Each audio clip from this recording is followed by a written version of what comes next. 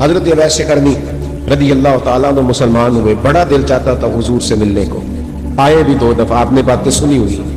اماں بوڑھی تھی، ایک ادھر دیکھو میری طرف، اماں بوڑھی ہو اور ماں حکم دے دے کہ نبی پاک کے پاس نہیں جانا، کہا بیٹے میں کمزور ہوں، مجھے چھوڑ کے نہ جانا، چھوڑ کے نہ جانا۔ ایک دن بڑی منت کی، رو پڑے، اماں نے کہا بیٹا جانا، لیکن اگر حضور گھر نہ ہوئے تو تلاش نہ کرنا، میں فالج زدہ عورت ہوں، اٹھ کے چل نہیں سکتی۔ او بھائی، حضرت اویس کہتے ہیں میں نے دروازے پہ دستک دی، یہ امام شورانی کے جملے، سیدہ عائشہ صدیقہ اندر سے بولی کون ہے دروازے پہ؟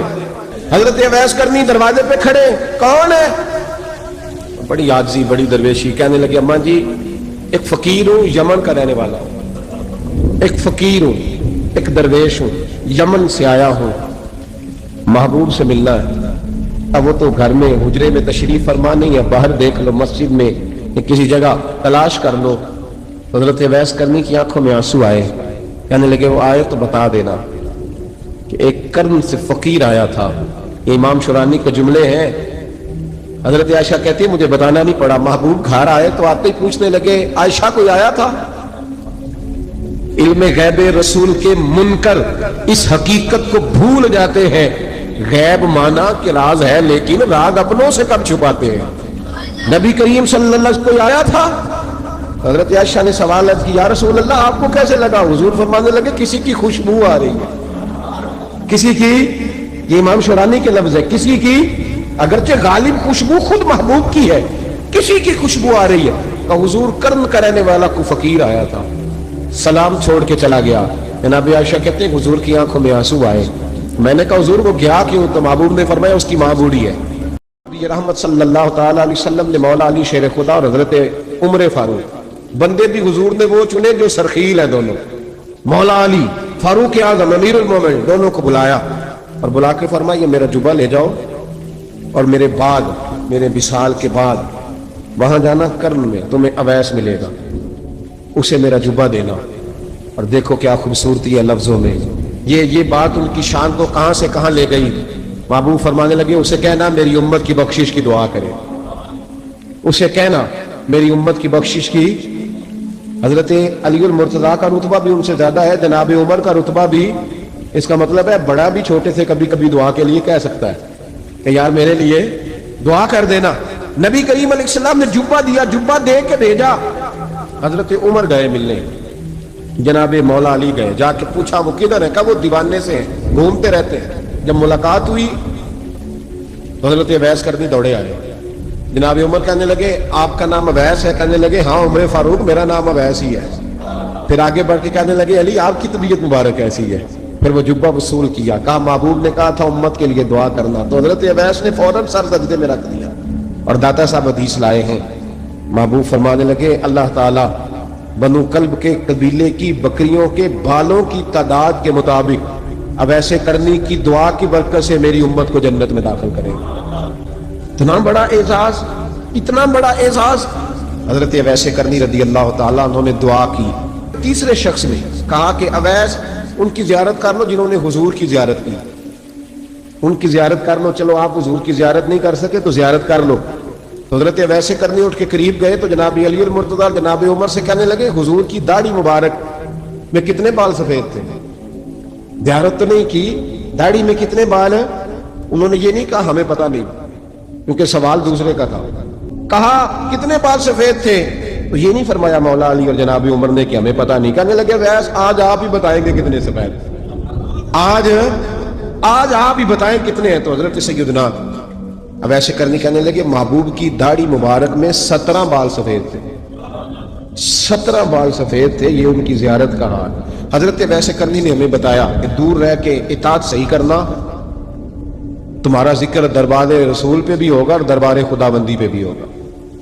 حضرت حرم بن حیان رحمت اللہ تعالیٰ علیہ فرماتے ہیں میں حضرت اویس کرنی کو ڈھونڈنے چل پڑا، ڈھونڈنے بھی اسے نکلا جسے کسی نے نہیں ڈھونڈا اور جو کبھی کسی کو نہیں ملے۔ حضرت اویس کرنی، یہ فکرہ کسی درویش نے نا حضرت اویس کرنی کے لیے کہا ہے، یہ فکرہ پورا فیٹونی پہ آتا ہے، اسی کسی دے کچھ نہیں جلاتے نہ کوئی ساڈا درد، کوئی جرانہ نہیں، کوئی دوستانہ نہیں۔ حضرت اویس کرنی کا مزار بھی کنفرم نہیں کہ کدھر ہے، بس اسی کسی دے کچھ نہیں لگتے، کیا ضرورت ہے۔ بس ٹھیک ہے، اپنا جو ہے انداز سارے زمانے سے علیحدہ کر کے رکھا انہوں نے، علیحدہ، الگ تھلگ۔ حضرت خواجہ ویس کرنی کو ڈھونڈتے ڈھونڈتے کہتے ہیں میں گیا، کرن گیا، دھرم بھی نہیں، یہ دادا صاحب نے اس کو لکھا ہے، فرماتے ہیں میں گیا تو مجھے لوگوں نے کہا وہ تو حج کرنے چلے گئے۔ کہتے ہیں جب میں مکے گیا تو میں نے لوگوں سے پوچھا ویس کرنی آئے، تو کہنے لگے ہم تو نہیں جانتے۔ یہ تو میرے جیسے لوگ ہوتے ہیں نا، جن کی تصویریں زیادہ نکلتی ہیں تو جن کی ویڈیو زیادہ ہوتی ہے تو لوگ زیادہ جاننے لگتے ہیں، ورنہ رب کریم کے بندے تو چھپے ہوئے چکر میں پڑے ہی نہیں۔ کون اویس کرنی؟ انہوں نے کہا کہ حضرت اویس کرنی، چہرے پر برس کے داغ ہیں، کمزور سا وجود ہے، داڑھی زیادہ گھنی نہیں۔ جب حالات بتائے تو کہنے لگے اس طرح کے ایک شخص آیا تھا، اس نے طواف کیا تھا، پہلے بھی دنیا کرتی ہے پر جب اس نے کیا ہے نا تو اس کے طواف نے وہ خود بھی رویا ہے اور بھی بڑے روئے ہیں۔ وہ جب حجر اسود پہ آیا ہے تو رنگ بدلتا دیکھا ہے۔ کہا وہ کدھر گئے؟ کہنے لگے پورا نہیں پتا، اتنا ضرور خبر ہے کہ ان کے انداز بتاتے تھے کہ ہم مدینے جائیں گے۔ جناب حرم بن حیان کہتے ہیں کہ میں مدینے گیا، میں نے خواجہ اویس کو ڈھونڈا، میں نے کہا یار میں نے حضرت خواجہ اویس کرنی کو ملنا ہے، کسی نے بتایا ہے کہ وہ مدینہ شریف آئے، تو لوگ کہنے لگے ہم نہیں جانتے وہ کون ہے۔ حضرت خواجہ اویس کرنی کے بارے میں پوچھا تو مدینہ شریف کے زائرین اور وہاں کے مقامی لوگ بھی کہنے لگے کوئی نہیں پتا، ہم نہیں جانتے، ملے ہی نہیں۔ تو کہا باریک سا وجود ہے، پرانا سا لباس ہے، برس کے داغ ہے، چہرے پہ داڑھی زیادہ گھنی نہیں، کسی کو پاس نہیں بٹھاتے۔ اور پھر ایک جملہ اور کہا، سنا ہے روتے ہیں تو بڑے درد سے روتے ہیں، سنا ہے بھیگی رہتی ہیں پلکیں، سنا ہے ان کی پلکیں بھیگی رہتی ہیں۔ میں 2-4 دن پہلے کسی سے سن رہا تھا شعر، اس نے کہا تھا ایک باری میری آنکھیاں تو انہوں نے اتھرو پونجے سا، ہن چسکا پہ گیا رونے دا، ہر ویلے یا ہوزاری ہے۔ کہتے ہیں کہ وہ اس طرح کی اس کی کیفیت ہے۔ کہتے ہیں میں نے کہا یار وہی تو اویس کرنی تھے، کدھر گئے؟ کہنے لگے کوئی خبر نہیں، جب وہ آئے ہیں تو ان کے آنے کا انداز ہی نرالا تھا، سسکیاں اور آہیں نکل گئیں اس شخص کی جب وہ مدینے آیا۔ حضرت حرم بن حیان کہتے ہیں میں ڈھونڈتا رہا، تلاش کرتا رہا، پھر میں ان کو ڈھونڈتے ڈھونڈتے عراق میں آیا تو نہر فرات کے کنارے ایک کمزور سے آدمی کو ریت کے ٹیلے پر بیٹھ کے وضو کرتے دیکھا۔ کہتے ہیں جب ان کا وضو مکمل ہوا تو میں نے کہا السلام علیکم، تو کہتے انہوں نے چہرہ نہیں پھیرا، وہیں بیٹھے بیٹھے کہنے لگے وعلیکم السلام یا حرم بن حیان، یا حرم بن حیان وعلیکم السلام۔ کہتے میں نے کہا کہ من انت، آپ کون ہے؟ تو کہنے لگے وہی ہوں جسے تم مکے اور مدینے ڈھونڈتا رہا۔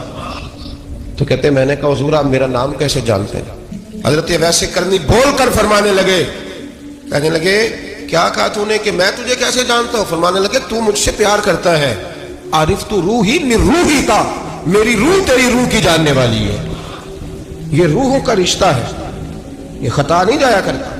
عارف تو روحی من روحی کا، میری روح تیری روح کو جانتی ہے۔ یہ کیسے ہو گیا؟ کوئی ایسے لوگ تھے تو اتنی جگہ مجھے تلاش کر آیا اور میں تجھے جانوں نہ؟ یہ کیسے ہو سکتا ہے؟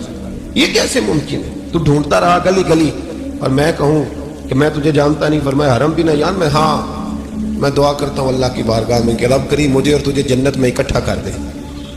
کہتے ہیں جب انہوں نے یہ دعا کی تو وہ چل پڑے۔ میں نے کہا حضور کہاں جا رہے ہیں؟ فرمانے لگے میرا پیچھا نہ کرنا، میں کسی اور منزل کا مسافر ہوں، اور جس رستے میں چل رہا ہوں نا ان منزلوں پہ ساتھ نہیں کسی کو لیا جاتا، یہ میری اپنی ذاتی منزل ہے، اس میں پاؤں پہ چھالے ذرا سخت ہوتے ہیں، ہر آدمی کا کام نہیں یہاں چلنا، تو مجھے تنہا رہنے دے اور مجھے اپنی مرضی سے چلنے دے۔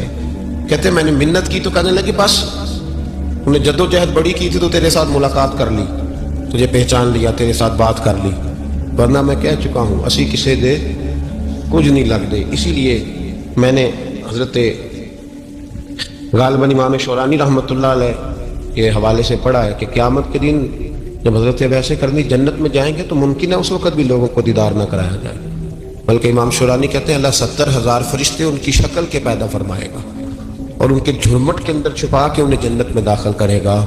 ملاقات کس سے ہوگی؟ صرف انہی سے ہوگی جن کے لیے انہوں نے زندگی گزار دی۔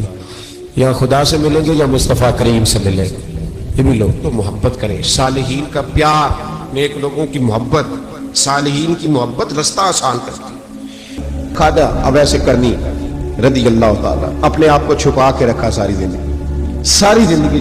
اما جب انتقال کر گئی نا خواجہ اویس کرنی کی، والد پہلے جا چکے تھے، والدہ انتقال کر گئی تو کسی ایک جگہ ٹھکانہ نہیں رکھا حضرت ویسے کرنے۔ محبوب فرمانے لگے صحابہ سے بتاؤ کامل ایمان کس کا ہے؟ کہ یا رسول اللہ نبیوں کا۔ فرمایا ان پر تو وہی آتی ہے، یہ ایک معنی میں ہے، ورنہ کامل ایمان انہی کا ہے۔ فرمایا بتاؤ کامل ایمان کس کا؟ کہ یا رسول اللہ صحابہ کا، ہمارا۔ نبی پاک نے فرمایا تم نے تو درختوں کو سجدے کرتے دیکھا ہے، ڈوبے ہوئے سورج کو واپس آتے دیکھا ہے، چاند ٹوٹتے دیکھا ہے۔ کہ حضور پھر فرشتوں کا؟ فرمایا وہ تو اللہ کے عرش کے پاس رہتے ہیں۔ کہ یا رسول اللہ ہماری پھر بس ہو گئی، آپ بتا دیں کامل ایمان کس کا ہے؟ تو محبوب نے فرمایا کامل ایمان ان کا ہے جنہوں نے مجھے دیکھا نہیں ہوگا، جنہوں نے مجھے دیکھا نہیں ہوگا، اور لفظ حدیث کے دیکھا نہیں ہوگا، پر ان کی خواہش ہوگی اگر ایک دفعہ جلوہ نظر آئے تو وہ ہر چیز قربان کرنے کو تیار ہے۔ ان کی